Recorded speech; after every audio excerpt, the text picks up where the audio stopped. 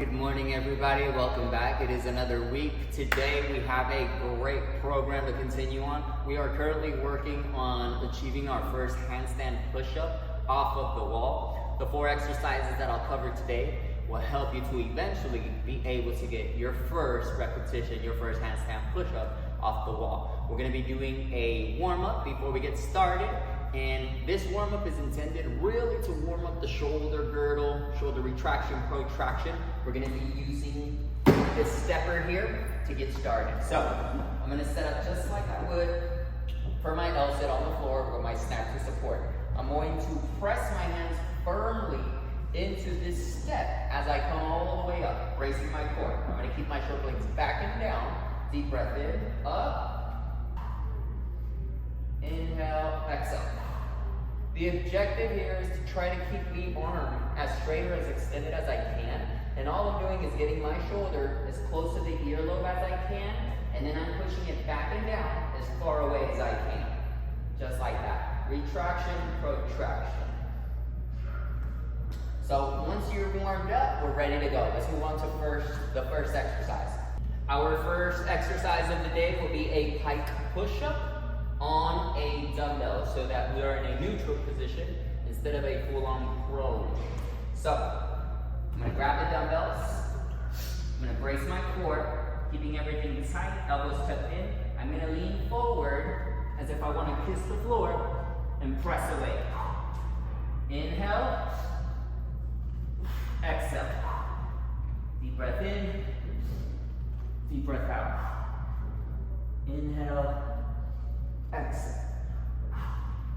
You'll notice that at this position, it's almost like I'm forming a triangle. So my head is out in front, and please keep the elbows tucked in.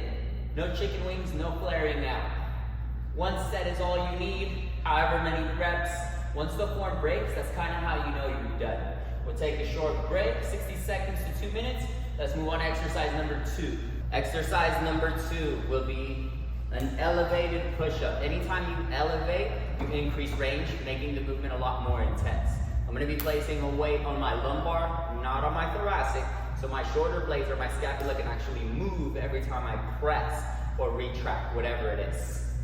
So the goal here is to keep the core tight, but more importantly, to get all the way down and touch the floor with my sternum or my chest before I press up. Keeping everything real tight, deep breath in, tap, explode. Inhale, exhale.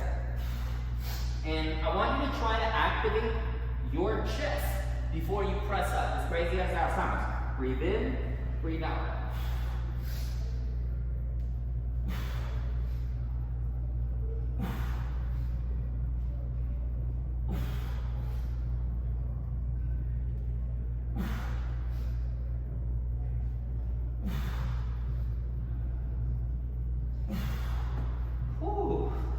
Same thing for reps, 10 to 12 hypertrophy. But don't feel obligated to have to do a full 10. If all you can do is 6 or 8, and again, don't feel like you need to go loaded. If all we can do is body weight, start at body weight, right? Full push-up, press. If you need to modify it further, go on the knees. Down, up. The beautiful thing about this is we can make every single exercise adjustable to each of us. So that no matter who's trying this, we can all try it. Okay, that is movement number 2. Let's move on to our final 2 movements. We're going to transition to exactly what we did for the warm-up, scapular protraction, retraction, but we're going to do it in a pike position, and we're going to elevate our feet to make it that much harder. This is exercise number 3.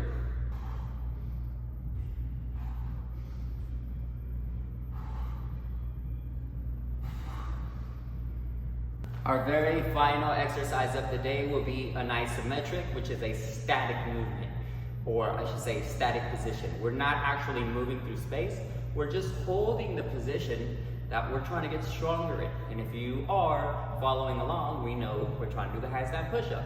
So we're gonna mimic the position of a handstand against the wall, and we're gonna face the wall so that it lines up and stacks the body or the joints the way they should. The more linear you are, the more stacked, the more stable you'll be. We don't want any of this. This is known as a banana. Hyperextension, putting a lot of pressure on the lower back. We want a hollow body. tuck the core in, squeeze the butt, legs tight, everything tight, and you hold. The easiest way to set up, I'm gonna walk my body up so I reserve all my energy for the actual hold. For this, we're looking for a 30-second hold, but don't feel obligated to have to do 30 seconds. If all you can do is 10, do 10. Over time, start adding. Here we go.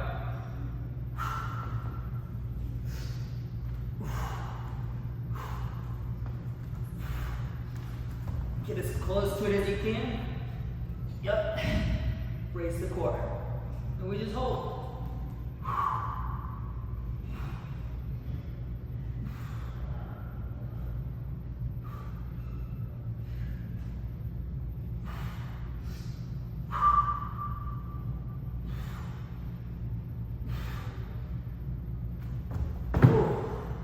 Bell out. Damn. All right, so that's it for today. Practice all of these 4 movements. Don't feel like you need to do a whole lot of sets of reps. Focus on the quality as opposed to the quantity. Take breaks in between and treat these things like skills, things you're actually trying to master and get better at, not like exercises. And I promise your approach will be very differently and a lot more effectively. You'll get way more out of this. Hope you guys enjoyed.